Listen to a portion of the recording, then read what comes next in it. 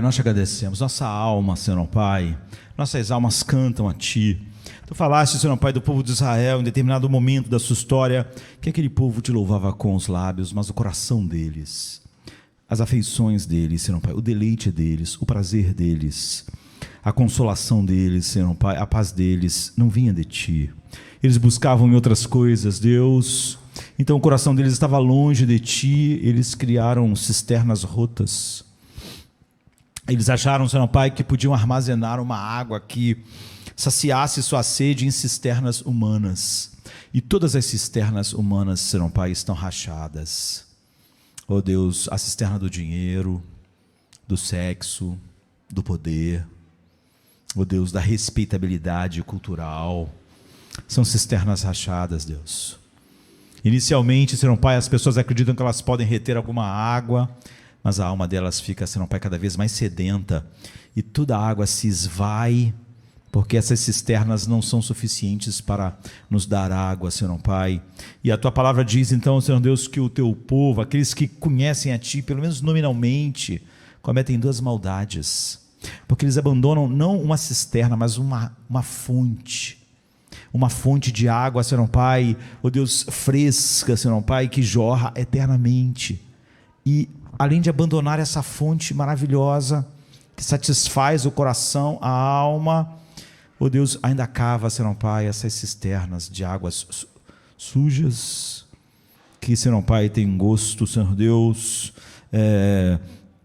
misturado com todas as coisas, Senhor Deus, que em vez de fazer aquilo que precisa fazer em nossos corações e almas, traz mais poluição, e ainda por fim, toda essa água se esvai, Senhor Deus. Nos faça nos voltar para a fonte que és Tu. Nos faça diariamente, a cada manhã, Senhor Pai, acordarmos, Senhor Deus, ó Deus, e de fato, Senhor Deus, termos as evidências de que somos regenerados. A Tua palavra diz que, Senhor Pai, aquele que cresce no Teu Filho, que fosse levado pelo Teu Espírito ao Teu Filho, do interior deles fluiriam rios de águas. Eles nunca iam buscar matar sua sede, Senhor Pai, em nenhuma cisterna do mundo, porque eles têm uma fonte dentro de si mesmo. Ó Deus, nós queremos, Senhor Deus, abundantemente ó Deus, beber, sorver de Ti a hidratação para as nossas almas, ó Deus, para que elas sempre, Senhor Deus, expressem Tua glória, Tua beleza, no dia bom e no dia mau. É assim, Senhor Deus, que nós queremos meditar na Tua palavra hoje, como começamos a meditar pela manhã. Abra os olhos, Senhor Pai, dos nossos corações, para vermos as maravilhas da Tua palavra. É o que nós Te pedimos, Senhor Deus, é o que nos bastará, em nome de Jesus, amém, amém. Hoje de manhã, alguém me perguntou por que os puritanos viveram em épocas tão difíceis, e responderam de uma maneira tão grandiosa. Eu acho que Deus colocou aquelas pessoas, aquele grupo de pessoas, durante aquele período de tempo, século XVI, século XVII, colocou eles lá, numa época muito pior do que a nossa, para que, ao olharmos para esses gigantes, nós nunca ousemos dizer que o problema em nossas vidas é porque o Evangelho não é suficiente para tempos difíceis. Eles viveram tempos muito mais difíceis, muito mais opressores, de todas as maneiras em desvantagens enormes em comparação a nós, e ainda assim deixaram um legado incrível. Alguns tiveram toda uma vida desenvolvendo isso, outros, como eu estava mencionando hoje de manhã, John Bradford, ele só foi cristão por 6 anos, mas até ele morrer, com 45 anos de idade, queimado numa fogueira, em 6 anos, ele se tornou um grande pregador do Evangelho, com sermões, e o seu diário, o diário de Bradford. Que coração sensível a Deus, que percepção contínua, como o Lutero começa as suas teses falando que a vida do cristão é contínuo arrependimento. Como quando a gente olha para o diário de John Bradford, ele que talvez inaugurou essa coisa de diário como alguém falando para a sua própria alma das verdades de Deus e confrontando sua própria alma. Como em 6 anos ele se tornou esse grande homem de Deus e estava pronto aos 45 anos para ser queimado numa fogueira por causa das doutrinas bíblicas, da verdade de Deus. Então Deus fez isso para nos deixar claro, nunca há insuficiência no Evangelho. Nós vimos hoje como ele se relacionava com a palavra de Deus, mas não é muitas vezes como mesmo aquelas pessoas que se relacionam com o melhor da palavra de Deus nos nossos dias fazem de uma maneira geral. Eles amavam a palavra de Deus porque eles amavam Deus. Não é? A ideia de que algumas pessoas passam, eu ando meio frio na leitura da palavra. Você anda meio frio com Deus. Não é? Você tem essa coisa também frio com a palavra, frio com a oração, como se a oração e a palavra fossem coisas separadas de Deus. Não há essa ideia de que eu estou me deleitando em Deus, mas não na oração, não na sua palavra. Se afastar disso é se afastar de Deus. E alguém contou a história sobre um menininho, 4, 5 anos de idade, que estava totalmente concentrado, fazendo um desenho durante muito tempo, e o pai dele estava observando ele fazendo aquele desenho, nunca acabava, e ali o pai ficou curioso, porque uma criança tão nova, muito tempo concentrado, fazendo algo com muito cuidado, né? E o pai pensou o que poderia ser, e ele perguntou ao filho: filho, o que você está desenhando? O que você está fazendo? Você está desenhando esse tempo todo? E ele, sem nem perder a concentração da obra importante que ele estava fazendo, nem olhou para o pai e disse: eu estou desenhando Deus. E o pai dele disse que, quando o filho disse isso, pensou: olha, está na hora de eu começar a conversar pontos teológicos importantes com o meu filhinho. Está na hora de ele começar a aprender algo sobre uma teologia ainda um pouco melhor do que eu tenho ensinado. E ele disse para o filho: bem, filho, ninguém sabe a aparência de Deus. E o menininho, sem olhar para ele, continuou dizendo, disse: eles vão saber quando eu acabar de desenhar. Não sabem? Porque eu não tinha desenhado ainda, não é? Mas agora todo mundo vai saber qual é a aparência. Eu acho que essa história, ela, na verdade, fala sobre todo mundo, né? Porque é uma tendência inata dos nossos corações reduzir Deus aos limites humanos. Por que as pessoas realmente acham que precisa do humanismo secular? E por que elas encaixam Deus nisso? Porque elas reduzem Deus. Elas têm uma explicação meramente humana para algo e elas acham que Deus cabe naquela. Elas reduzem Deus nos limites da nossa imaginação, da nossa capacidade. E se nós achamos que se nós não dermos um jeito em nossa alma, não é muito menos Deus que vai poder dar. E como alguém disse certa vez, expondo isso, disse que Deus fez o homem à sua imagem e o homem quis retribuir o elogio. Ele achou que era um elogio fazer Deus a nossa própria imagem. E o próprio Deus, falando por meio do salmista, ele diz assim no Salmo 50, 21, pensastes que eu era como tu. Esse é o problema. Vocês pensam que eu sou como vocês. Nós costumamos muito a dizer isso. Deus não pode fazer assim. Eu não posso crer num Deus. Eu acho que o amor de Deus... Nós estamos fazendo um desenho como aquele menino. Nós achamos que podemos. E a tentação de criar um Deus à nossa imagem, ela é contínua em nossos corações. Calvino, não é o grande reformador, nasceu em 1509, ou seja, quando a reforma acontece, ele é só uma criança também, de 8 anos de idade. Ele é da segunda leva de reformadores, morreu em 1564. Calvino diz: a natureza do homem, por assim dizer, é uma fábrica perpétua de ídolos. A sua imaginação está sempre querendo reduzir Deus, construir Deus e fazer das outras coisas Deus e querer que as outras coisas dê a elas o que Deus pode dar, e elas ficam decepcionadas quando descobrem que não dá. Elas descobrem que o casamento não dá a elas refrigério para a sua alma, e elas ficam decepcionadas com o casamento. Elas acham que elas descobrem que as amizades não trazem refrigério para a sua alma, e elas ficam decepcionadas com as amizades. Elas descobrem que a sua carreira profissional não traz refrigério para a alma e satisfação para a alma, e elas ficam preocupadas, decepcionadas com a carreira que elas escolheram. Era como se elas tivessem, de alguma maneira, acreditado que o casamento tivesse dito: vinde a mim, você que está cansado e sobrecarregado, e eu, o casamento, te aliviarei. Sabe? Você vai encontrar descanso para a sua alma em mim. Mas o casamento nunca disse isso, porque ele não pode.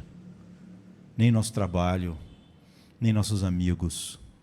Ninguém pode dar. Ninguém pode tirar o fardo. Ninguém pode dar descanso para as nossas almas. É triste.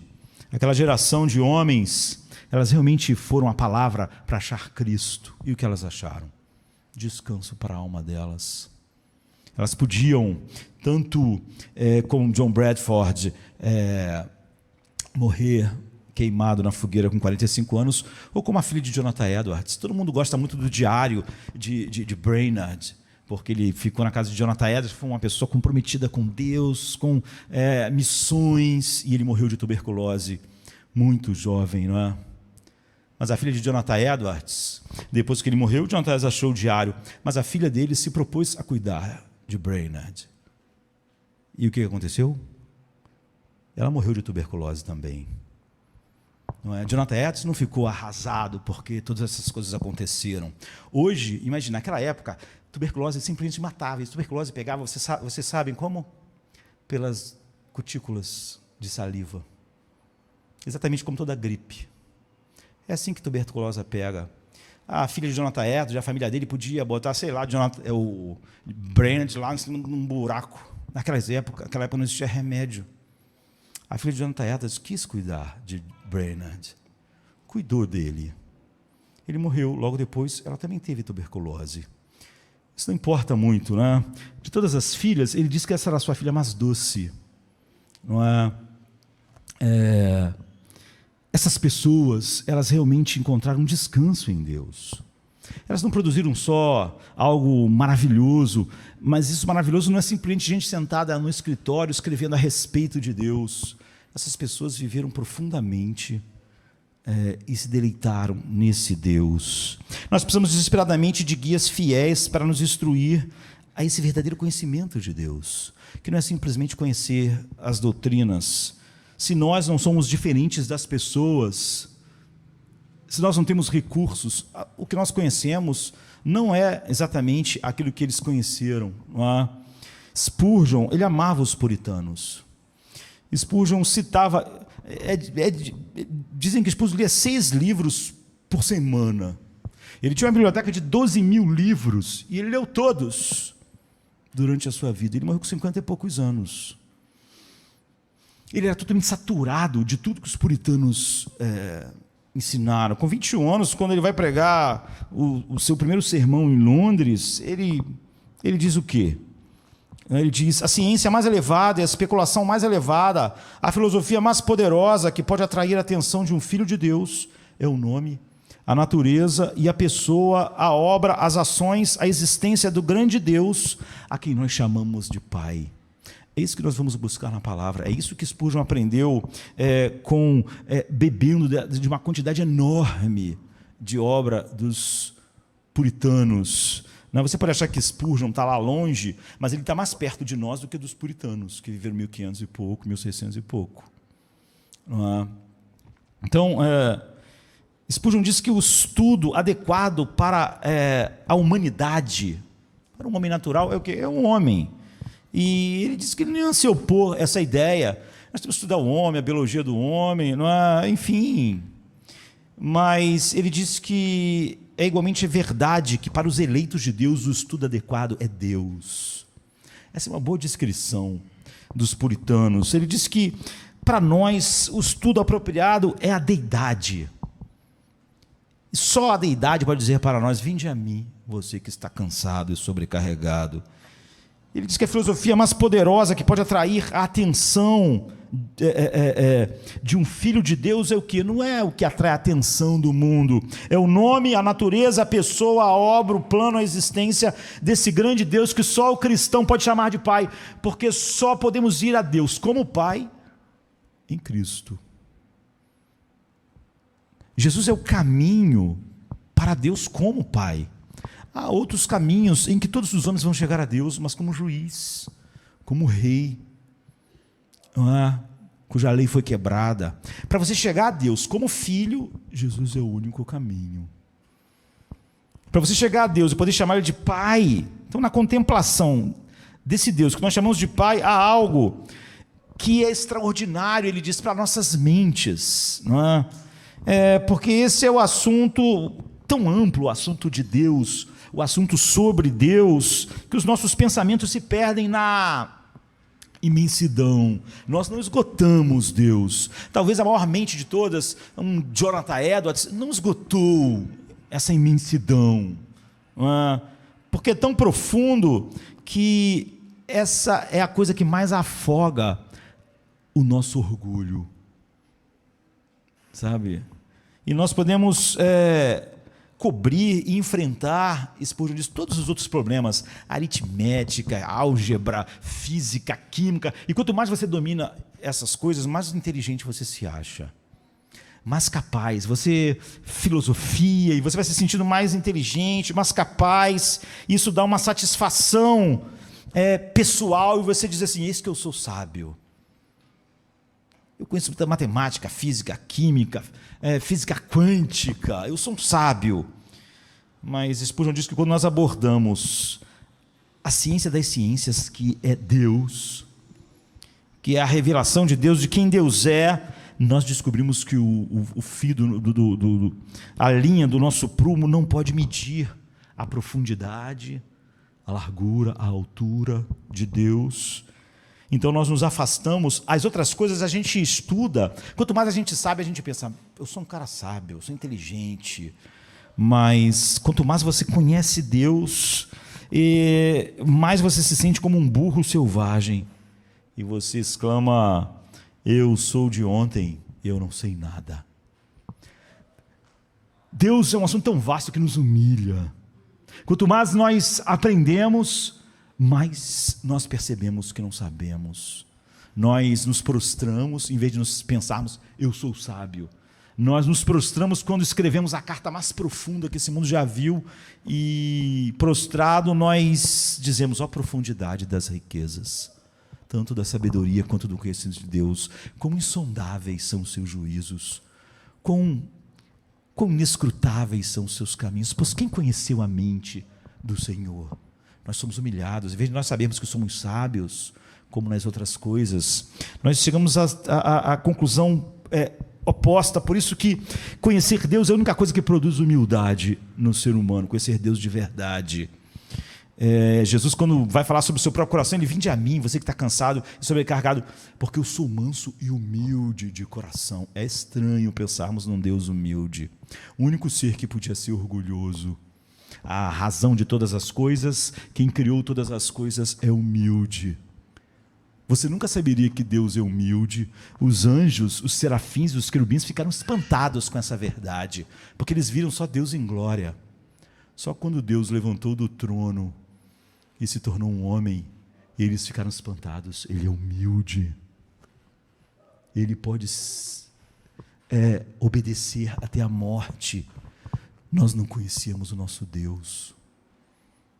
Você vê, eles sentem o quão são ignorantes da imensidão do caráter de Deus. Então, nada pode nos humilhar a mente e o coração e nos forçar a sentir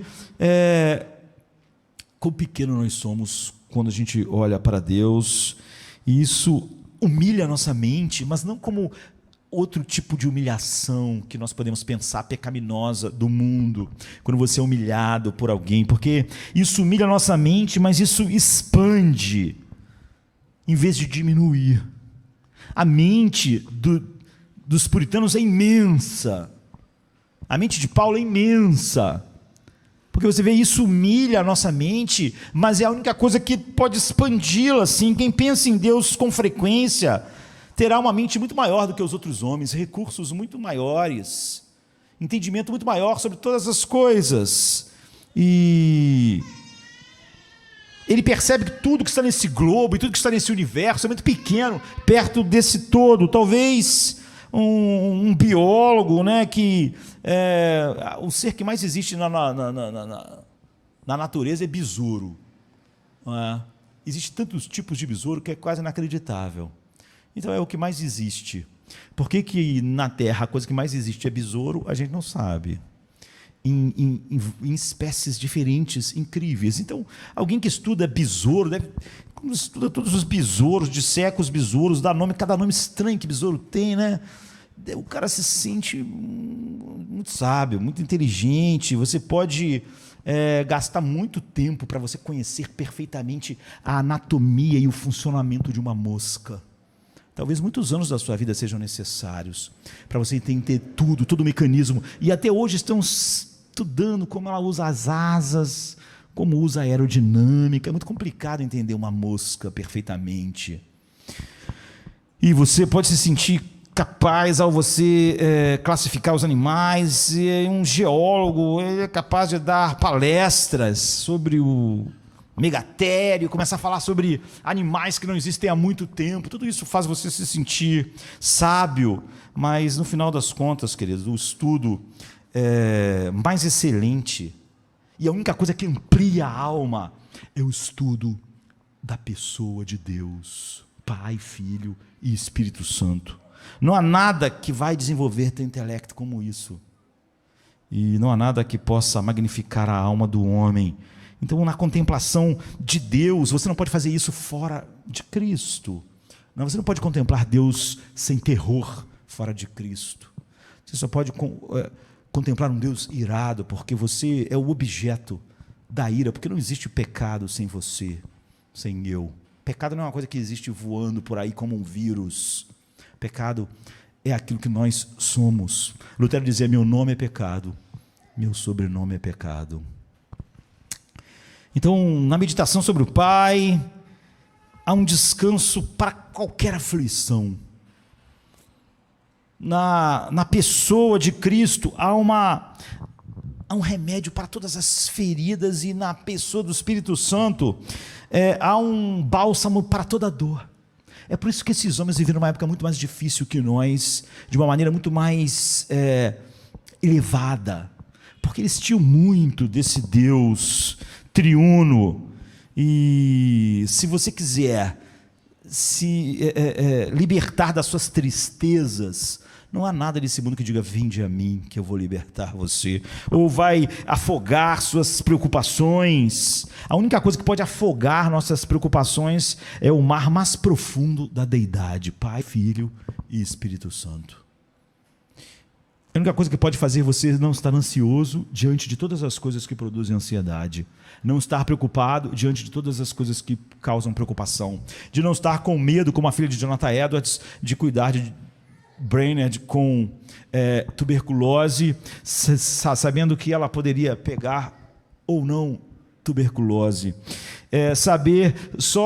Esse conhecimento pode fazer um homem de 45 anos ir em direção a ser queimado, como John Bradford, sem as pessoas acharem que ele está apavorado. Ou Lightmer, que quando foi queimado na Inglaterra, disse para quem estava junto com ele, com medo: não fique com medo. Hoje, quando eles nos queimarem agora, nós vamos acender uma fogueira na Inglaterra que nunca mais ninguém vai apagar. A fogueira da verdade, a fogueira do Evangelho. Eles estão se acendendo um fogo, nós vamos ser o material desse fogo, mas esse fogo nunca mais vai acabar. O Evangelho.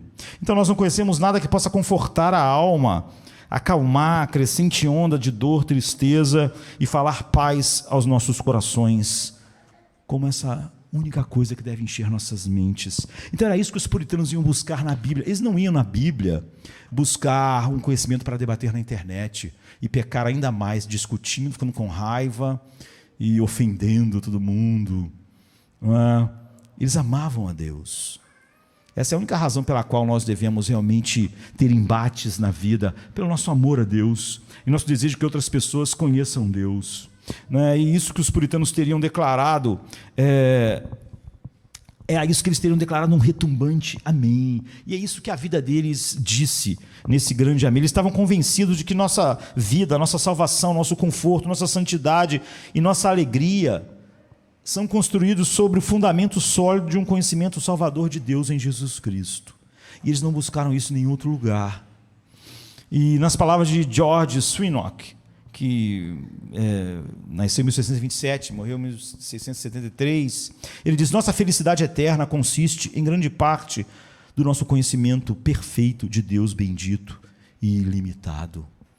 E os sermões e tratados dos puritanos sempre erguem o nosso olhar para Deus, nunca colocam o nosso olhar sobre nós, nunca tem uma pitada do que você poderia chamar de humanismo para lidar com as dores da vida.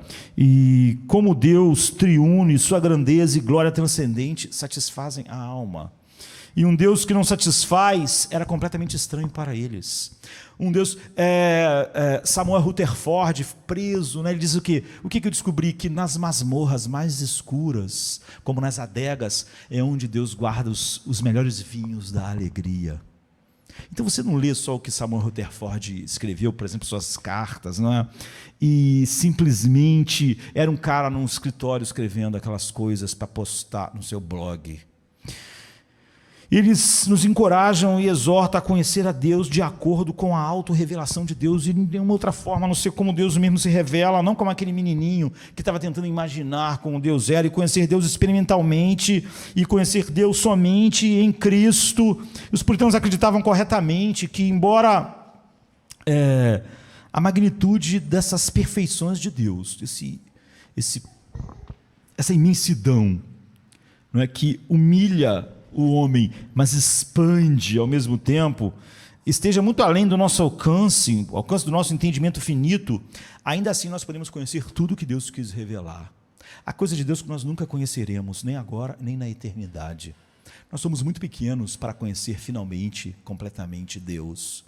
Nós só vamos conhecer aquilo que criaturas finitas podem conhecer e aquilo que Deus desejou revelar para nós. Então, apesar de nós não podemos conhecer esse Deus infinito, nós podemos conhecer tudo que Ele revelar, e tudo que Ele revelar é suficiente para a alegria dos nossos corações e transformação de cada um de nós na imagem do seu Filho. Por um lado, Deus é incomparável e incompreensível. O Salmo 89:6 diz: pois quem no céu se pode igualar ao Senhor?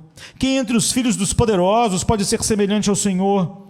Então, ele é incomparável. A gente fica usando a própria Bíblia, porque está falando na linguagem dos homens, fica dizendo que Jesus é árvore, como uma árvore, ele é o pão, ele é a água da vida, ele é a estrela da manhã, ele é o sol da justiça, não é? Está tentando usar essas várias coisas, mas é óbvio que ele não é uma árvore, não é essas coisas. Essas coisas têm um pequeno eco daquilo que ele é. Mas, por outro lado, Deus se deu a conhecer revelando por meio das suas obras assim, como está no Salmo 8, 1, 19, 1 a 6, em Romanos 1, 18 a 20, e Ele nos deu a se conhecer na sua palavra, como está no Salmo 19, de 7 a 11, Hebreus 1, 1.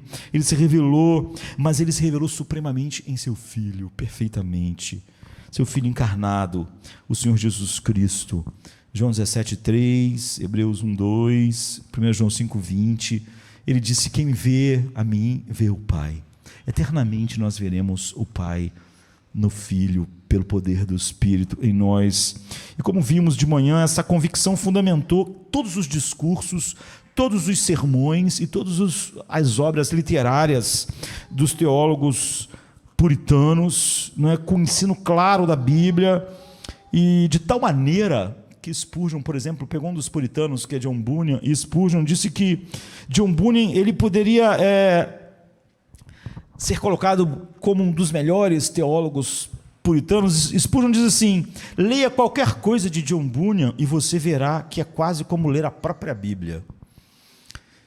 Não porque ele era um autor inspirado, né? É óbvio, mas Spurgeon diz assim: ele tinha lido tanto a Bíblia até que sua alma estava tão saturada das Escrituras, John Bunyan, não é? Que você podia cortar John Bunyan em qualquer lugar e o seu sangue que ia sair seria cada linha da Bíblia. A própria essência da Bíblia flui dele. Ele não pode falar nada sem citar um texto, pois sua própria alma está cheia da palavra de Deus. Então, é isso que devia ser dito de todos nós, né? Os escritos dos puritanos são saturados das Escrituras, o pensamento deles é saturado das Escrituras, a vida deles então é saturada das Escrituras. Eles eram profundamente pensadores bíblicos, eles eram apaixonados por conhecer, apaixonados por amar, apaixonados por obedecer a Deus. E um dos melhores exemplos, por exemplo, há uma obra chamada A Incomparabilidade de Deus, de Swinnock. E ele foi reimpresso agora há pouco, até com Deus, o Deus bendito e sem limites.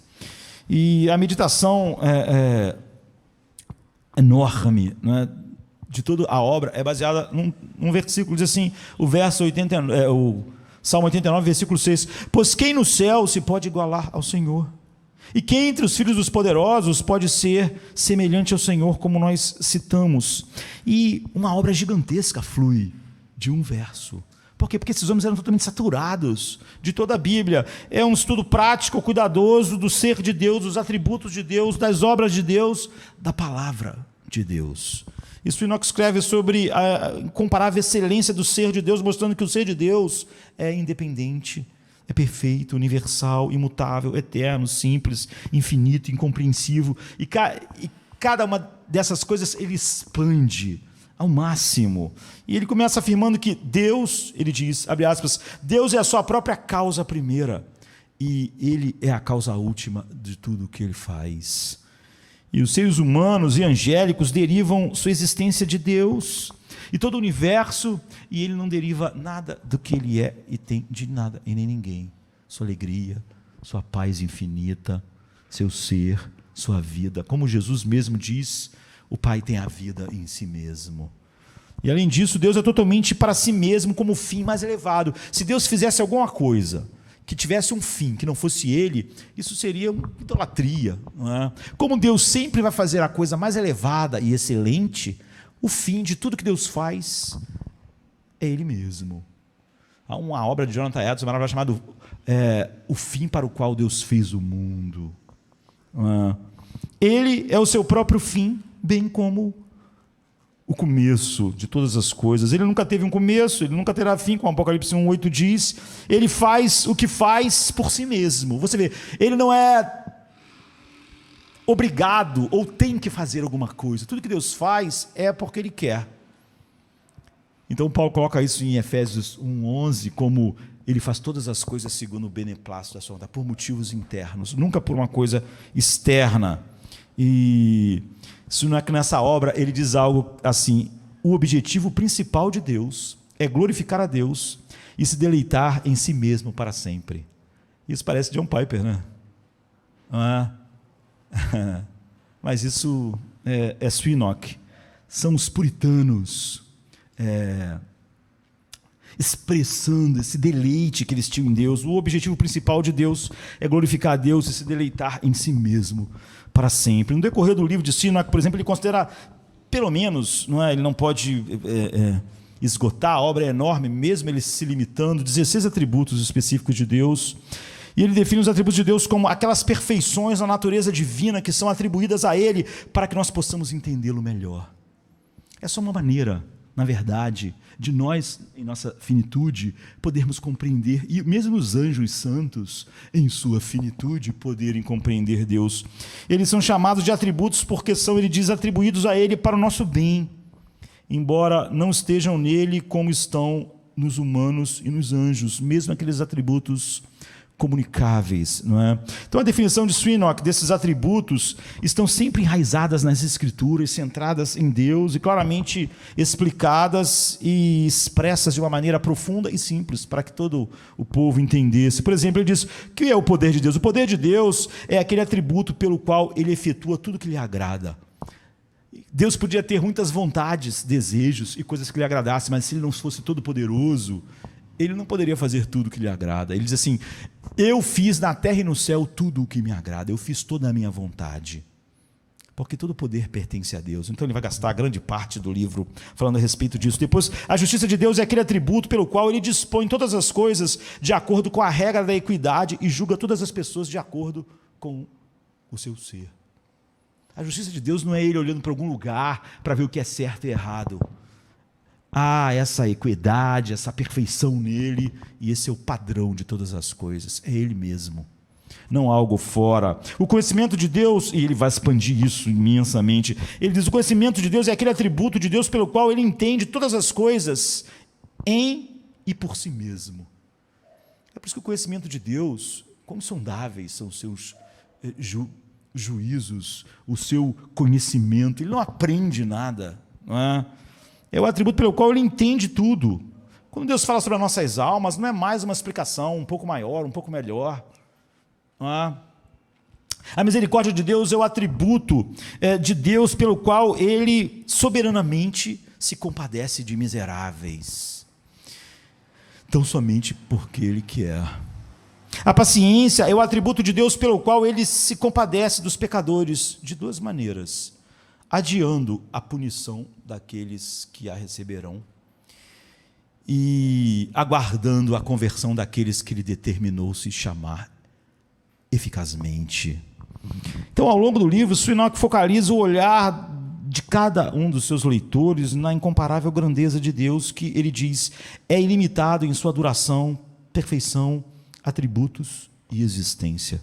Então, além do ser e do atributo de Deus, Swinnock, ele cobre as obras de Deus. Depois de fazer uma grande parte da sua obra sobre quem é Deus, ele fala sobre a obra de Deus, incluindo o que? A sua criação, a providência, a nossa redenção, o que dá mais uma coisa imensa. E Swinnock é apenas um exemplo entre centenas de puritanos que ensinaram os crentes a meditar na grandeza de Deus e se deleitar em Deus profundamente. Você vê, hoje nós vemos como eles eram homens da Bíblia, mas não era algo seco. Há um deleite, há afeições profundas permeando os seus corações através da palavra. Em seu sermão sobre o breve catecismo de Westminster, tem uma série de sermões de Thomas Watson, né? Talvez eu acho o mais doce de todos os puritanos, né? 1620, 1686, a vida dele.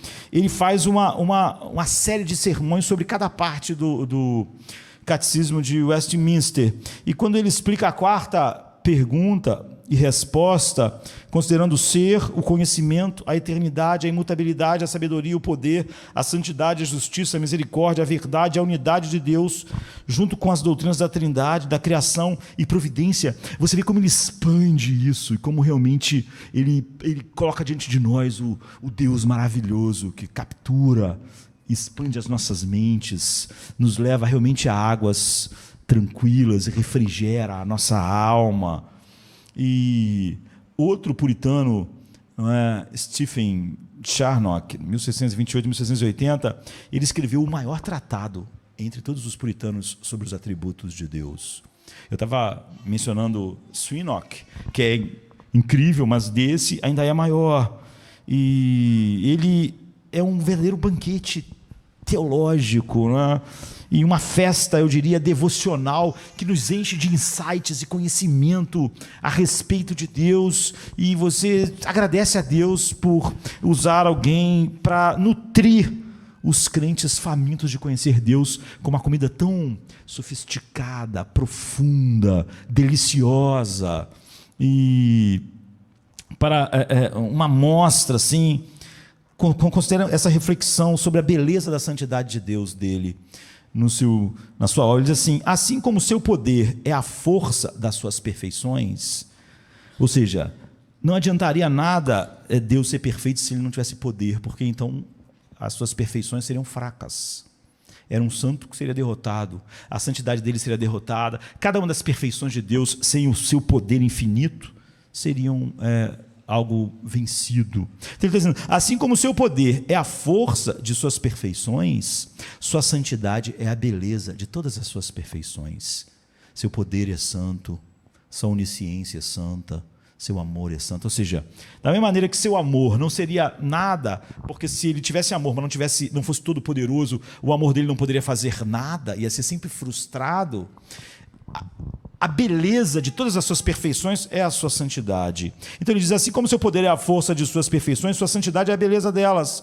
Como todos seriam fracos, todos os atributos, né? Todas as perfeições seriam fracos, sem a onipotência para apoiá-los, assim todos seriam desprovidos de beleza, sem a santidade para adorná-los. O que é o amor se não for santo?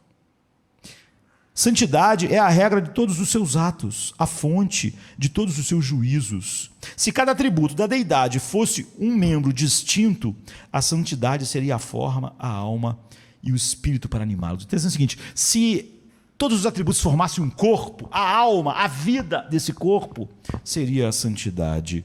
Não é? Sem ela, a paciência de Deus seria indulgência para com o pecado.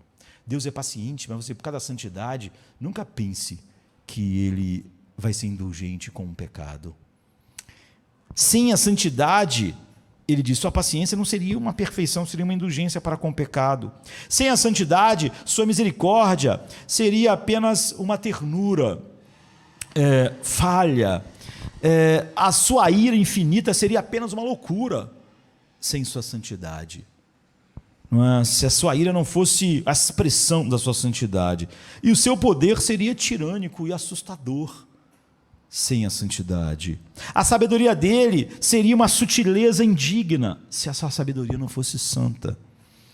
E ele vai expandindo isso. Então os puritanos insistiram que nunca podemos conhecer Deus verdadeiramente assim, de uma maneira transformadora, que nos faça conhecê-lo verdadeiramente fora de Cristo. Então o próprio Jesus disse, esta é a vida eterna, que te conheçam a ti, o único Deus verdadeiro, e a Jesus Cristo a quem enviaste. João 17,3, não é? E seu discurso sobre esse texto, Charnock, ele derivou duas doutrinas. A primeira, o conhecimento de Deus e de Cristo, o mediador, é o meio necessário para a vida e felicidade. Sem isso, você não pode ter vida.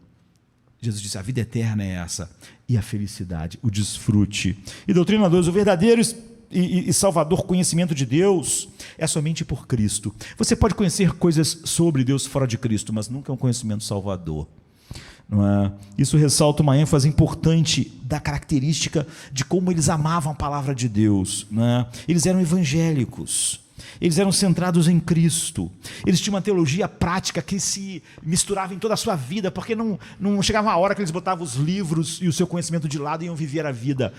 Toda a vida estava saturada e era um culto a Deus. John Owen colocou um prêmio tão alto nisso, né? John Owen, o maior dos puritanos, que ele listou como a primeira das 4 evidências da fé salvadora, de que é uma fé realmente verdadeira. Ele diz assim, John Owen, o ato mais básico da fé salvadora, disse ele, é escolher, abraçar e aprovar a maneira de Deus salvar pecadores, pela mediação soberana de Jesus, contando apenas com a justiça de Cristo e nada que os homens possam acrescentar, enquanto renuncia a todos os outros supostos meios de salvação ou de ajuda na salvação. Ele disse, sem isso, a fé não é salvadora. Não é? Só que isso aqui não é muita definição que as pessoas têm hoje, já que o homem participa muito da sua salvação. Não é? Ou nós temos teólogos ou pastores reformados que ensinam essa verdade para depois dizer que elas não são centrais. John Owen está dizendo o seguinte, sem isso, esse é o ato mais básico da fé verdadeira. Se você coloca alguma coisa lá, além de Cristo, não é a fé salvadora. Em uma época em que o pluralismo religioso, não é? Um certo ecumenismo, não importa o quanto alguém faça o evangelho, está distante da palavra de Deus, as pessoas dizem, não, ainda Deus de alguma maneira está fazendo alguma coisa. O foco dos puritanos em Cristo como mediador exclusivo e toda a obra de Cristo como final é totalmente abundante. Isso é importante por pelo menos 3 razões. Primeiro, Deus é supremamente glorificado por meio da obra de Cristo como nosso Salvador. Misture alguma coisa nisso e você está roubando a glória de Deus. Isso é evidente na oração de Cristo antes da sua traição. Em João 17, 1 e 2, ele diz, Pai, é chegada a hora, glorifica o teu Filho, para que também teu Filho te glorifique. Visto que deste poder sobre toda a carne, ele dará a vida eterna a todos quanto lhe deste. Ou seja, a hora no Evangelho de João é a hora da sua morte.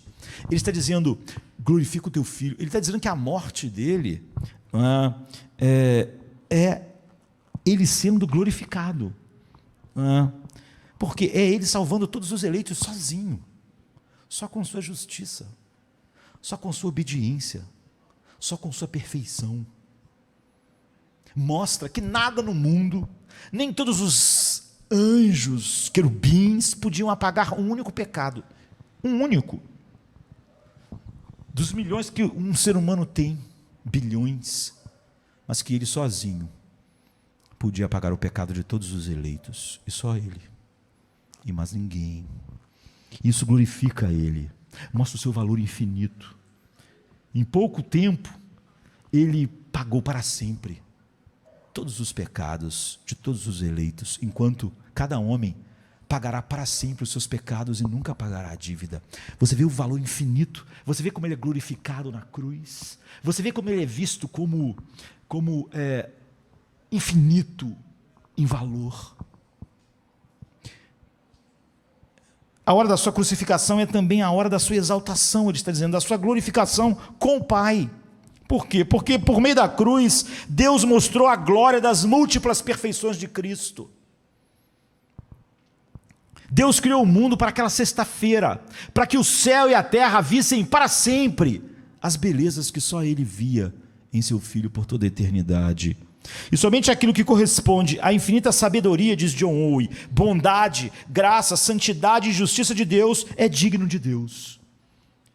É por isso que só Ele poderia fazer isso. E John Owen continua, e isso é o que a fé discerne e aprova sobre o caminho da salvação, que é digno de Deus, que todos os sentidos respondam a Ele adequadamente, respondam a cada aspecto do seu ser santo, e só quem podia responder a cada aspecto do seu ser santo era o seu próprio Filho. E isso é lindamente expresso nas palavras de um hino maravilhoso, daquela época, que diz, no monte da crucificação, fontes abertas e profundas. Pelas comportas da misericórdia de Deus fluiu uma maré vasta e graciosa, graça e amor como rios poderosos, derramado incessantemente de cima, e a paz e a justiça perfeita do céu beijaram com amor um mundo culpado. Em segundo lugar, Deus é conhecido como nosso Pai misericordioso apenas por Jesus Cristo. Por isso, essa ênfase. A revelação de Deus na criação é suficiente para te condenar. Todos estão condenados por causa disso. Muitas pessoas falam assim, está vendo, Jesus não veio condenar o mundo. É óbvio que não veio condenar o mundo a primeira vez, porque o mundo já está condenado. O mundo não precisa que alguém venha lhe condenar. Jesus veio ao mundo exatamente porque o mundo está condenado. A revelação de Deus na criação é suficiente para condenar todo mundo. O pecado de Adão condenou todo mundo. Paulo diz assim em Romanos 1, 19 e 20, porquanto o que de Deus se pode conhecer, neles se manifesta, porque Deus o manifestou, porque as suas coisas invisíveis, desde a criação do mundo, tanto o seu eterno poder, como a sua divindade, se entendem e claramente se veem pelas coisas que estão criadas, para que todo mundo fique indesculpável. Então, toda a revelação de Deus na criação só serve para uma coisa, para condenar todo mundo. É óbvio que Ele pode ser conhecido. Os céus manifestam a glória de Deus, mas o homem não vive para a sua glória, não é? Mas as boas novas da graça justificadora de Deus vêm apenas por meio da revelação da obra redentora de Cristo, como diz Romanos 3, 21, que assim, mas agora se manifestou sem a lei a justiça de Deus, tendo o testemunho da lei e dos profetas, isto é, a justiça de Deus pela fé em Jesus Cristo, para todos e sobre todos os que creem, porque não há diferença, porque todos pecaram, estão destituídos da glória de Deus, sendo justificados gratuitamente pela sua graça, pela redenção que há em Cristo Jesus, ao qual propôs Deus para propiciação, ou seja, aquilo que, o sacrifício que aplaca a fé, a ira, ao qual Deus propôs para a propiciação pela fé no seu sangue, para demonstrar a sua justiça pela remissão dos pecados dantes cometidos sob a paciência de Deus, para a demonstração da sua justiça neste tempo presente, para que Ele seja justo e justificador daquele que tem fé em Jesus Cristo. E Paulo ainda diz assim em 2 Timóteo 1, 9 e 10, que nos salvou e chamou com uma santa vocação, não segundo as nossas obras, mas segundo o seu próprio propósito e graça, que nos foi dada em Jesus Cristo antes da fundação do mundo, e que é manifestada agora pela aparição do nosso Salvador Jesus Cristo, o qual aboliu a morte e trouxe à luz a vida e a incorrupção pelo Evangelho. Então você se lembra das palavras de Jesus aos discípulos em João 14, versos 6 e 7, ele diz: eu sou o caminho, a verdade e a vida, e ninguém vai ao Pai a não ser por mim. Como eu disse antes, não é que ninguém vai a Deus, todo mundo vai a Deus. Deus é o fim de todo mundo. Jesus é o alfa e o ômega de todo mundo. Todos foram criados por ele e terminarão diante dele. Não é? Mas ninguém vai a Deus como Pai a não ser por Jesus. É o que ele está dizendo. Eu sou o caminho, a verdade e a vida, e ninguém vai ao Pai a não ser por mim. Se vocês me conhecessem, deveriam ter conhecido meu Pai. E desde agora vocês o conhecem e o têm visto. E é a essa declaração que Filipe responde: Senhor, mostra-nos o Pai. E isso nos basta. E Jesus respondeu: faz tempo, tanto tempo, Filipe, que eu estou convosco e ainda vocês não me conhecem? Quem me vê, vê o Pai. Então Jesus revela o coração, o caráter do Pai. Como Pai, nada mais pode revelar. A parte de Cristo, Deus pode ser conhecido como Criador. E é conhecido como Criador. Ele é conhecido como soberano, como legislador. Ele é conhecido como juiz. Mas por meio de Cristo nós entendemos Deus, conhecemos Deus, desfrutamos Deus como Pai. Então Charnock, ele capta bem a importância de conhecer Deus em Cristo. Ele diz: devemos conhecer a Deus para conhecer nosso dever. Devemos conhecer a Cristo para saber como fazê-lo e cumprir todo o dever que temos para com Deus. Devemos conhecer Deus, portanto, nas perfeições de sua natureza, e a Cristo na suficiência da sua mediação, porque conhecer Deus na perfeição da sua natureza seria horrível se nós não conhecêssemos a suficiência da mediação de Cristo diante de Deus. Ele diz: devemos conhecer a Deus em sua bondade arrebatadora, em sua justiça apavorante, mas também em Cristo em sua misericórdia condescendente. Sua sabedoria adorável, sua veracidade inabalável. Devemos conhecê-lo como ofendido pelo pecado e só pacificado pelo sangue do seu Filho. Sem um, não seremos humilhados. Sem um conhecimento de Deus como santo, justo, vingador de todo pecado, nós nunca seríamos humilhados.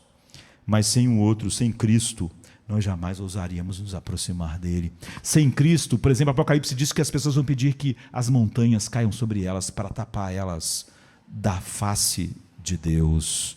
Devemos conhecê-lo, ele diz, em seus preceitos. Senão, como nós podemos obedecer? Mas se nós conhecermos sem as suas promessas, como nós podíamos confiar nele? Não podíamos, e saberíamos simplesmente que seus preceitos nos condenariam. Devemos conhecer a Cristo em seus ofícios, como sacerdote expiatório, como profeta instrutor, como rei protetor e como governante das nossas vidas. Devemos conhecê-lo em sua transação com o Pai antes da fundação do mundo, em sua aliança nos representando. Devemos conhecer Jesus descendo ao mundo, devemos conhecer Jesus sobre a cruz, mas devemos conhecê-lo sobre o trono. E os fins de ambos os seus estados. Como Paulo diz em Filipenses 3,10, eu quero conhecer o poder da ressurreição e eu quero ter comunhão com os seus sofrimentos. Coisas que parecem tão diferentes, o poder da ressurreição e os seus sofrimentos, porque essa é a beleza revelada em Cristo. De que outra forma, ele diz, nós podemos ser conformados com sua morte ou ter confiança em sua vida? Sem esse conhecimento, como nós poderíamos acreditar nele, ter paz nele? Como poderíamos amá-lo? Como poderíamos realizar todos os atos necessários em resposta àquilo que ele é, se ele mesmo não nos enchesse do seu espírito para nos compungir ao ver a sua beleza a viver para ele? Em terceiro lugar, as promessas de Deus são dadas e cumpridas apenas em Cristo, portanto, conhecer elas fora de Cristo seria inútil. Essa é a terceira razão pela qual devemos conhecer Deus em Cristo e em Cristo somente. Porque Paulo diz assim: porque todas as promessas de Deus são nele sim e nele o amém, para a glória de Deus por nós. Não há nenhuma promessa de Deus para você que possa ser tua fora de Cristo. Portanto, todas as promessas de Deus para você devem dar glória a Ele. Você nunca deve achar que usar o nome de Jesus, orar, tem como objetivo fins em você mesmo. Se uma coisa que você quer é só porque você quer, porque você acha que isso vai te fazer bem, vai te fazer feliz, não pense que você tem essa promessa vinda de Deus. Tudo que Deus nos dá é só por causa de Cristo, então tem que ser só por causa da glória dele como fim. Então, como cabeça da aliança do povo escolhido de Deus, Cristo é o único representante que ganhou a salvação. Jesus ganhou a salvação de todos os eleitos. Jesus ganhou um novo coração para todos os eleitos, porque ele agradou o Pai. Porque essas coisas do novo coração, fé, deleite em Deus, olhos para ver Deus, são tesouros. E Deus não teria por que dar a nós. Ele deu ao seu Filho. E quem Ele deu ao seu Filho, como Ele é o representante, como Adão era da humanidade, essas pessoas recebem o que Deus dá somente ao seu Filho. Sua morte expiatória, então cancela a dívida dessas pessoas, porque Ele merece. Sua justiça perfeita cobre a nudez delas, porque Ele é perfeitamente justo. Sua ressurreição nos assegura que a morte não tem mais poder sobre nós. Você vê, nós não ganhamos nada em nós mesmos. E como nosso rei exaltado e triunfante, ele tem todo o despojo da guerra, vamos imaginar assim. E como ele é nosso rei, tudo o que ele ganhou é nosso. É por isso que a Bíblia diz que nós somos co-herdeiros com ele de todas as coisas. Como Paulo diz em Efésios 1, 20 a 23, que manifestou em Cristo Jesus, ressuscitando dentre os mortos e colocando Ele à sua direita nos céus, acima de todo principado e poder e potestade e domínio, de todo nome que se nomeia, não só neste século, mas também no vindouro, e sujeitou todas as coisas a seus pés, e sobre todas as coisas o constituiu como cabeça da igreja, que é o seu corpo, a plenitude daquele que cumpre tudo em todos. As pessoas às vezes não entendem isso. Ele colocou ele acima de todas as coisas, ele o exaltou. Você pode pensar assim, mas ele não era exaltado? Ele não é o Deus eterno? Ele não é a segunda pessoa da Santíssima Trindade? Mas aqui está falando que ele colocou ele nessa posição como o nosso cabeça. Ele sempre foi em si mesmo todas essas coisas, mas agora ele é com Josemar nele, com aqueles que o Pai deu a ele nele. Ao exaltá-lo sobre todas as coisas, ele está exaltando e colocando a igreja sobre tudo, porque a igreja está em Cristo. Ele assume essa posição. Ele sempre foi exaltado sobre todas as coisas, mas não como meu representante, não como cabeça federal, não como o segundo Adão na minha vida, em que tudo que é dele agora é meu, é o que ele está dizendo, ele sujeitou todas as coisas a seus pés. Tudo sempre esteve sujeito aos seus pés, mas não como o cabeça da igreja. E sobre todas as coisas o constituiu como cabeça da igreja. Onde ele está, a igreja está. O que ele tem, a igreja tem. Nosso único acesso a essa plenitude é a nossa união com ele. E eu vi alguém contando que, quando era adolescente, ele trabalhou numa gráfica, né? E ele usava aquelas nas impressoras, a tinta da impressora, e aquilo ficava na mão, que não saía de jeito nenhum. E ele descobriu um produto maravilhoso, existe até hoje, boraxo, né, que é muito melhor do que qualquer tipo de sabão que você possa conhecer para tirar essas coisas, que a unha fica preta, a pele preta. Ele disse que ele usava boraxo e era, óbvio, muito mais eficaz do que sabão comum, qualquer tipo. E ele disse, mas certamente as mãos, quando ele acabava de lavar, elas ficavam vermelhas, meia em carne viva, mas não ficava nenhum vestígio, né, de tinta. Quando ele terminava de lavar, elas estavam realmente limpas. E eu diria que ler os puritanos, por eles serem saturados de Deus assim, é aplicar as propriedades, essa limpeza profunda da verdade aos nossos corações e mãos sujas do pecado. Isso é, pelo menos em parte, o que eles querem dizer na pregação como teologia experimental. Eles não queriam conhecer como eu disse, doutrinas para participarem de debates, enquanto cada vez eles mostram mais feiura no debate do que beleza. Os puritanos não eram apenas teólogos, eles eram todos pastores, não como as pessoas imaginam. O trabalho do pastor é fazer todas as pessoas crescerem, estarem maduras em Cristo para viverem a vida. Não é para tomar a decisão por elas, não é para fazer elas eternas crianças que não sabem o que a palavra de Deus. Eu estava dizendo hoje de manhã, a pregação, ela ensina todos os filhos de Deus a usarem a espada, não a eles gritarem quando vem um inimigo para outras pessoas que sabem lutar ir lá, porque ele nunca aprende. Ele tem uma espada, ela está na bainha, ele a qualquer perigo, na segunda, terça, quarta-feira, ele precisa que alguém corra com a sua espada, porque ele nunca aprende a usar. Na verdade, os puritanos teriam dito que qualquer teologia que não fosse, ou seja, pastoral, ou seja, que não ensinasse as pessoas do púlpito a viverem uma vida para a glória de Deus e desfrutar de tudo que Deus não era, na verdade, aquilo que a igreja foi chamada a fazer. John Owen, por exemplo, ele argumentou que os fins da verdadeira teologia eram o cultivo de uma comunhão santíssima e doce com Deus, onde reside a verdadeira felicidade da humanidade. E ele continua: a celebração do louvor a Deus e sua glória, a graça na salvação eterna dos pecadores. Ou seja, conhecer Deus verdadeiramente é aumentar em santidade, ele diz, experimentar uma comunhão crescente com Deus Pai, Filho e Espírito Santo, e devotar-nos a uma vida de adoração para o seu louvor, honra e glória em qualquer situação. E é por isso que os puritanos nunca se contentaram com uma compreensão meramente teórica de Deus, para responder questionário, ou para discutir teologia em suas mentes.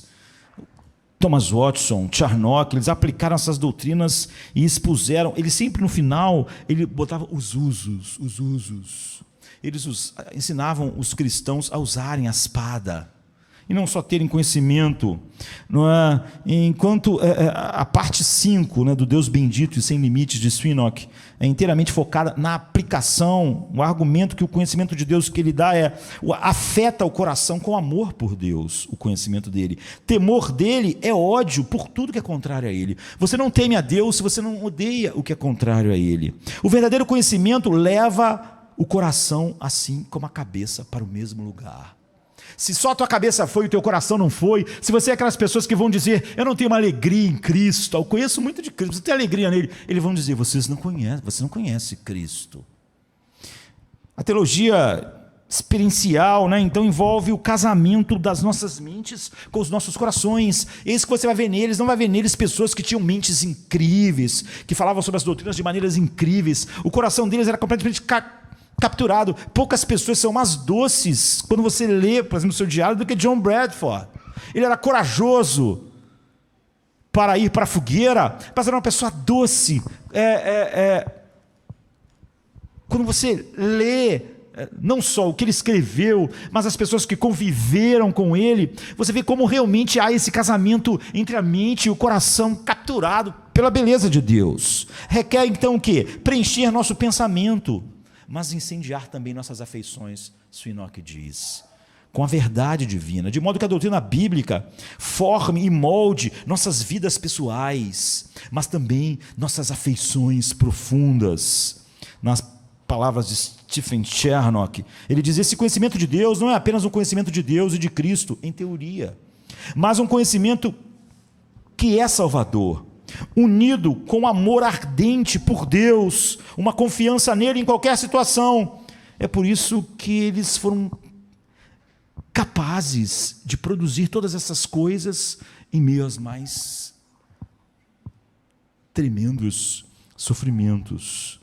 Deve, portanto, ser um tal conhecimento, ele diz, que desce da cabeça. Stephen Charnock diz, que desce da cabeça para o coração, que é leve na mente, mas é quente nas afeições. Tal conhecimento de Deus é o que está incluído na fé que ele dá. E essa é a preocupação pastoral, explica a prática dos puritanos, que ficou famosa de dividir todos os sermões em 3 pontos. Tem gente até que acha que o sermão tem que ser dividido em 3 pontos, mas isso foi um costume ótimo deles por causa disso. Primeiro, havia uma abertura e exposição. Todos os sermões de Spurgeon são assim, né? E depois tem a doutrina, isso é, a proposição teológica daquele ensino, daquele texto. Mas sempre depois tem uma terceira coisa, que é a aplicação. Se nós saímos daqui no domingo e não sabemos aplicar a nossa vida à verdade de Deus, todos os nossos cultos, todo o nosso aprendizado é inútil. Nós estamos nos tornando muito pessoas que, por exemplo, estudam muito física, química. O que acontece quando você estuda química, física? Tu conhece a teoria toda, mas na prova eles botam uma questão específica. E aí o professor não vai dizer assim, ó, aqui nesse caso você vai ter que fazer isso. Ele não fala nada. Ó, aqui está o problema agora. Naquele teu conhecimento é suficiente para você resolver isso. Agora você vai ter que botar em prática o que você sabe. Tem gente que não consegue. Não é? Ele não consegue tudo que ele aprendeu sobre química e física, olhar um problema e raciocinar a partir do conhecimento. Muitos cristãos são assim, eles se enchem de estudo, lê 300 livros, compram livro o tempo todo, mas a vida deles é o caos, eles não sabem aplicar aquilo a nada. Eles tirariam 0, seriam pessoas que estudam física a vida inteira, ia tirar 0 em toda a prova, porque ele vai dizer assim, professor, esse questão aqui o senhor nunca deu na aula. Ele, não, eu não dei mesmo. Essa questão aqui nunca foi dada. Eu dei a matéria. Agora você tem que saber aplicar. Como você vai ser engenheiro se você não souber fazer isso? Como você vai ser médico?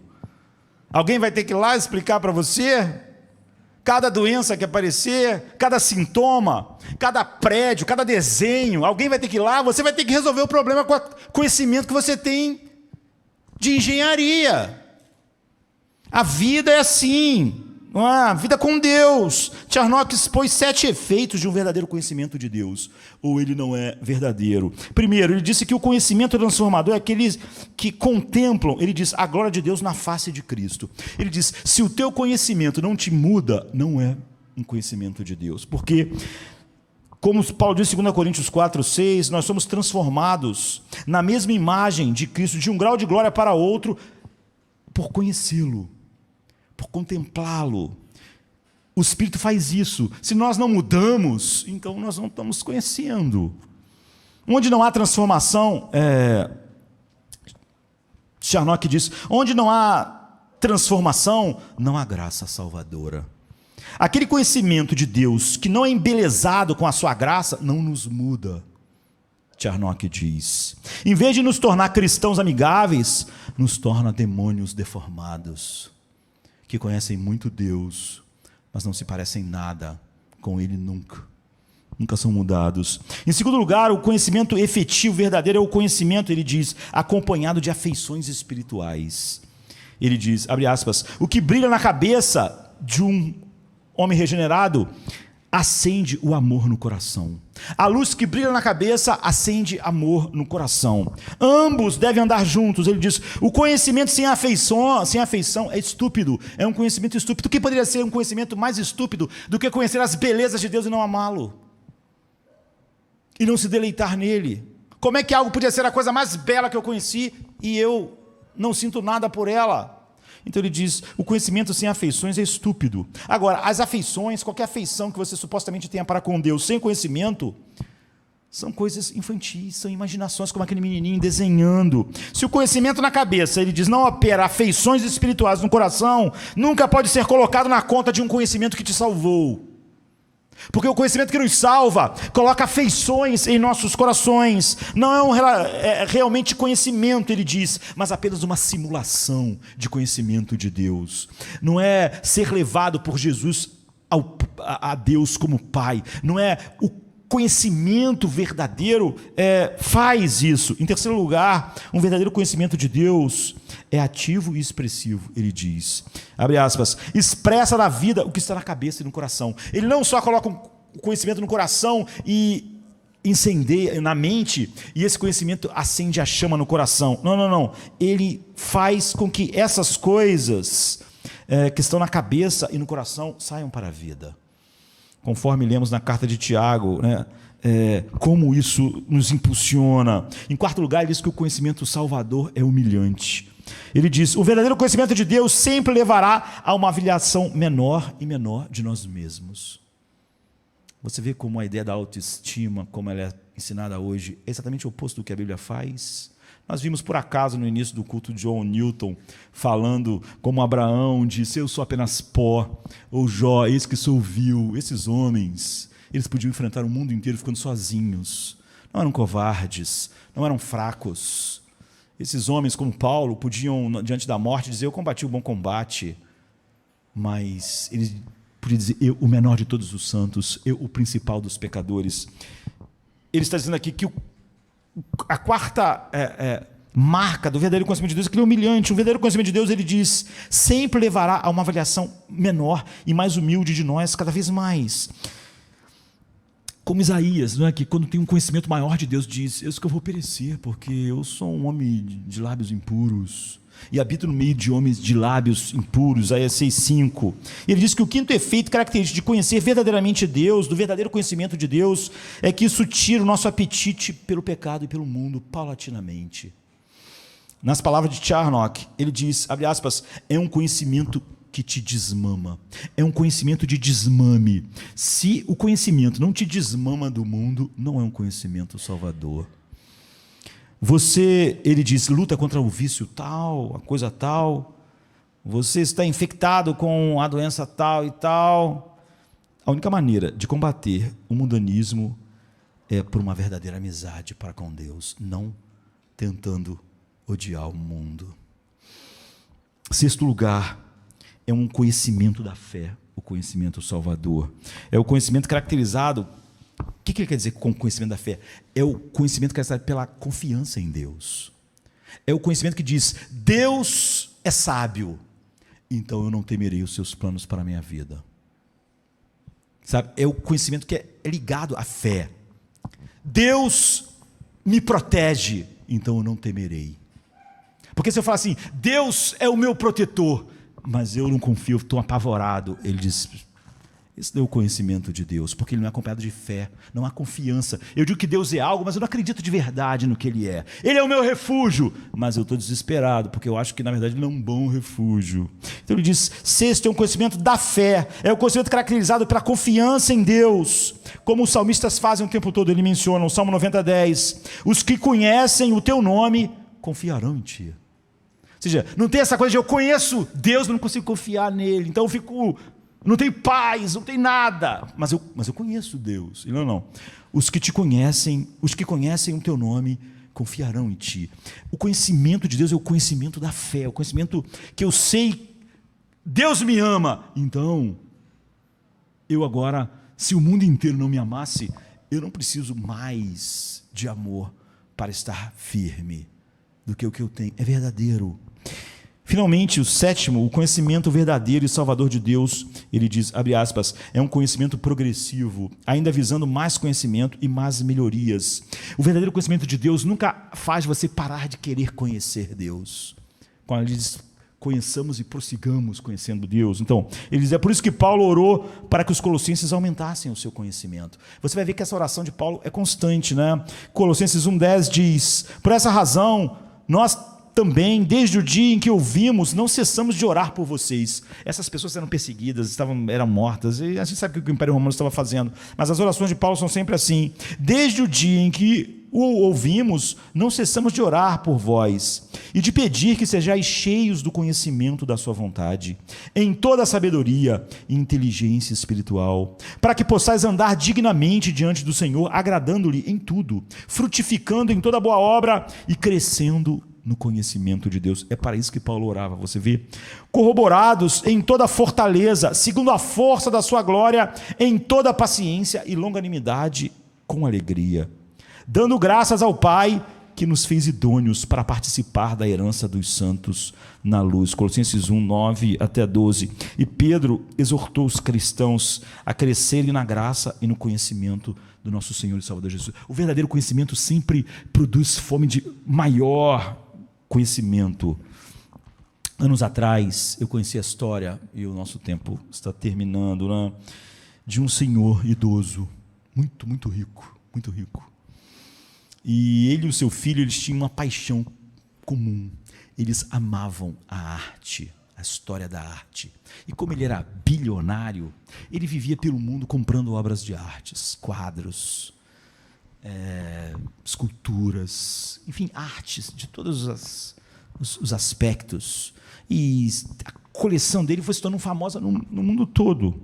Então, ele é um homem muito rico e passou a vida passando essa paixão para o seu filho, e com o filho viajando pelo mundo e comprando essas obras de arte.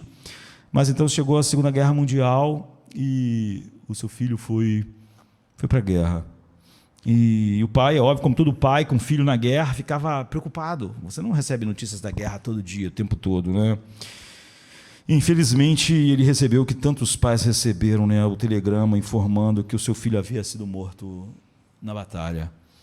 E, embora ele lamentasse terrivelmente a perda do seu filho, né, ele recebeu, dias depois, um pacote que o filho dele pediu para entregar ele só no Natal. É óbvio que ele não sabia que ia morrer, mas ele estava na guerra. E quando ele abriu esse presente, né, que o filho tinha mandado para ele antes, era uma pintura magnífica do próprio filho. E o pai, óbvio, que colocou na moldura e passou a ser a peça mais importante da sua coleção incrível de obras de artes caríssimas. E ele acabou, enfim, falecendo. Ele só tinha ele, o filho, e ele deixou a coleção de arte para ser vendida em um leilão, e depois o dinheiro e depois as coisas teriam o destino que ele determinou.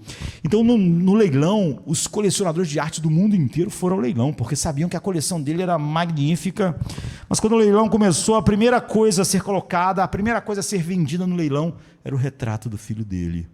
Era o quadro que o filho dele mandou para ele. E o leiloeiro tentou vender por um preço, começando não um lance muito alto, mas estava todo mundo ali interessado nas obras de arte de séculos atrás, caríssimas, que havia não estava interessado no retrato do filho do dono, não é? E ficou naquela coisa, ninguém comprou. E um dos seus vizinhos, que conhecia ele, fez um lance pelo quadro, não um lance muito alto, e ninguém mais fez nenhum lance pelo quadro, e o leiloeiro bateu o martelo, disse que foi vendido, e agora todo mundo ficou aquele frisson. Agora vai começar as obras de milhões de dólares que ele tem a serem leiloadas, não é? E quem conseguiria aquela obra de arte, ou aquela outra obra de arte, ou aquela outra obra de arte? E, para o desânimo das pessoas, o leiloeiro disse que o leilão estava encerrado. E todo mundo ficou meio chocado. Como assim? Nem começou a leiloar as coisas importantes. E o leiloeiro explicou assim: é simples.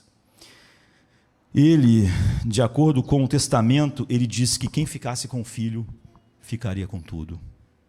Quem comprasse o quadro ficaria com toda a obra de arte que ele tinha. Essa é uma história recente, não é? Mas, se nós pudéssemos trazer todos os puritanos, é isso, sabe? É isso que eles diriam que ilustra toda a Escritura, toda a Bíblia. Quem tem um filho, fica com tudo. Quem tem um filho, recebe tudo. Deus Pai colocou todas as coisas em seu Filho. Aquilo que tem um valor infinito para Ele. Quem tem um filho, diz assim, 1 João 5, 11 e 12, que Deus nos deu a vida eterna, e esta vida eterna está em seu Filho. Quem tem um filho, tem a vida. E quem não tem o Filho de Deus, não tem a vida. Você conhece Deus assim? Eu não estou perguntando apenas se você sabe sobre Deus. É só você ler todas as obras dos puritanos e você vai saber tanto quanto eles. Mas não é isso que faz eles quem eles eram. Sofrer o que eles sofreram, viver num mundo difícil que eles viveram e glorificar a Cristo como eles fizeram. Não é? Eles puderam viver, eles puderam sofrer, ser martirizados, ser exilados do seu país. Enfim, eles não eram uma geração deprimida, sabe? Hoje os pastores são deprimidos, são frustrados. Eu não entendo porque que um pastor pode ser frustrado. Nosso chamado é pregar o evangelho. Que frustração isso pode causar? O número de pessoas que nos seguem? O número de convertidos? Se nós amamos Deus, por que isso seria a nossa alegria ou a nossa tristeza? Jesus, quando pregou em algumas cidades, ninguém creu.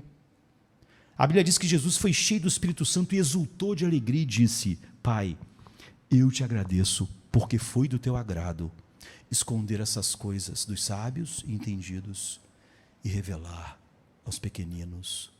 Ele não estava frustrado. Ele ora de uma maneira que eu não ousaria orar se Jesus não tivesse orado. Porque ele disse assim: eu te agradeço, porque foi do teu agrado. Aí você pensa, ele vai dizer, foi do teu agrado revelar isso aos pequeninos. E não foi do teu agrado, mas tu deixou para lá os que... Não, ele diz a mesma coisa. Ele diz, foi do teu agrado revelar aos pequeninos e esconder dos sábios, segundo os homens. Foi do teu agrado as duas coisas. Um pastor não pode ser frustrado. Ele prega o evangelho.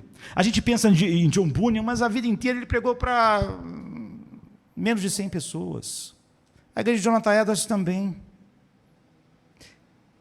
Pastores são frustrados porque eles têm uma ideia de sucesso segundo o mundo. Porque pastor e frustração são duas coisas que não deviam andar juntas. Não é? Como nós vimos Paulo dizer, foi-me dado a graça de pregar o evangelho da glória de Jesus Cristo. Foi-me dado o presente, foi-me dado a dádiva que eu não conseguia entender. Como é que ele poderia ser frustrado só porque as pessoas batiam nele nas cidades ou não aceitavam? Ele disse, nós somos um perfume de vida para os que são salvos e um perfume de morte para os que são condenados, mas para Deus nós somos o bom perfume de Cristo. Mas pastores hoje, eles dizem que ser pastor é muito difícil. Por quê? Porque as pessoas nos criticam. E daí? Não é? Porque pessoas fora da igreja e na igreja não gostam de nós. E daí? Por que você seria deprimido por causa disso? Porque as pessoas não nos reconhecem. Por que você seria deprimido por causa disso? Hoje a igreja é o retrato dos pastores, quando falam sobre a solidão pastoral, a tristeza pastoral. Olhe para esses pastores. Olhe para o que eles viveram. Olha como Spurgeon disse que se você pudesse furar com a faca John Bunyan em qualquer lugar, sairia...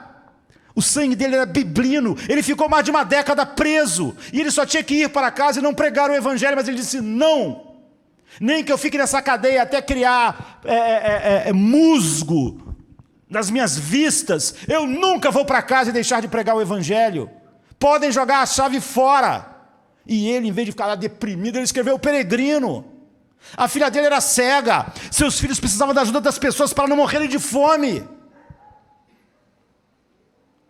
Esses homens eram grandes teólogos, cheios de alegria em Deus.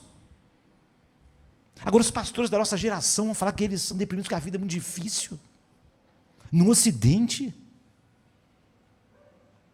minha vida é muito difícil. Nós não temos vergonha. Nós não temos vergonha de chegar no final do dia deprimidos diante de Deus. O que nós vamos falar para Ele? Que a sua graça não é melhor do que a vida, por isso meus lábios não te louvam? Todos nós estamos debaixo de graves sofrimentos, todos nós vamos morrer, e todo mundo que a gente ama vai morrer. Mas isso foi a história de todos os homens. Se fosse a ausência disso que fizessem homens como Davi, como Paulo, então nunca teria existido homens assim. O que faz isso é o Evangelho. O que faz isso é um velhinho preso numa ilha. Todos os seus amigos foram assassinados, todos, incluindo o seu irmão. E ele escreve Apocalipse e começa a escrever assim, vosso companheiro nos sofrimentos. Mas você sente em João alguém massacrado pela vida. Prenderam ele para que a palavra de Deus não se expandisse. Então a igreja ganhou o Apocalipse. Nada pode parar as pessoas que estão em Cristo. É por isso que o mundo e os poderes do mundo se levantaram contra os puritanos. Mas o que puderam fazer? Você o conhece por meio de Jesus Cristo? Então você conhece Deus como um Pai. Então Ele é suficiente para você, como Ele é em tudo para o seu filho. Se você realmente o conhece, você está crescendo em sua familiaridade com Ele. Isso é conhecê-lo. Você está aumentando na graça e no conhecimento do nosso Senhor e Salvador Jesus Cristo. A Bíblia diz que a fé salvadora é isso. Você cresce na graça e no conhecimento. Os puritanos podem nos ajudar em nossa jornada de conhecer mais e mais Deus profundamente. Por quê? Porque eles não eram só teólogos escrevendo sobre coisas. Ao concluir, considere essas palavras o sermão de conclusão dessa obra de Stephen Chernock. Ele diz assim: vamos contemplar sua justiça para nos humilharmos sobre ela. Vamos contemplar sua graça perdoadora para podermos recorrer a ela sobre as pressões da culpa dos nossos pecados. Deixe-nos suavizar nossas afeições ao ver a compaixão de Cristo por nós.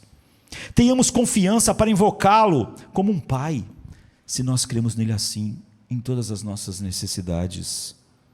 Ele diz: não é qualquer descoberta de Deus em Cristo, mas é um encorajamento para uma criatura desamparada como nós, perdida como nós, em seu próprio sentido. Suas perfeições sorriem para nós em nossas aflições. Nada de Deus parece terrível para nós em Cristo. Tudo dele parece maravilhoso: sua onipotência, sua santidade, sua justiça, sua glória. O sol nasceu para nós e as sombras desapareceram. Deus caminha sobre as ameias do amor conosco.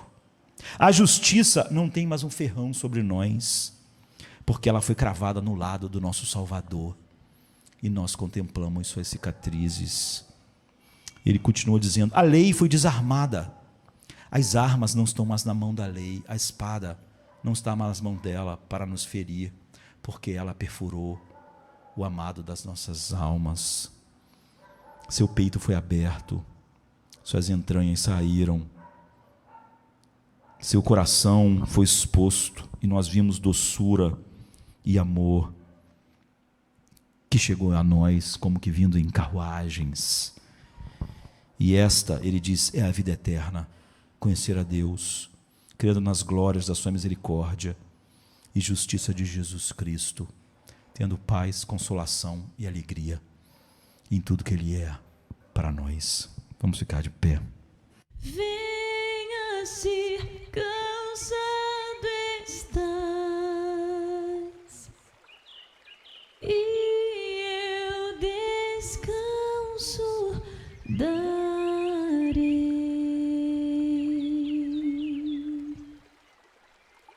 Tu descansarás.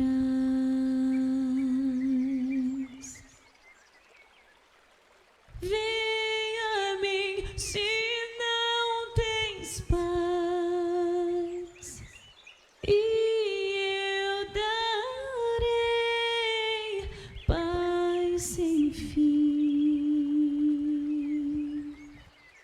Terás paz sem fim. O meu jugo é leve, o meu fardo graça dá. Tome tua cruz, te darei a paz.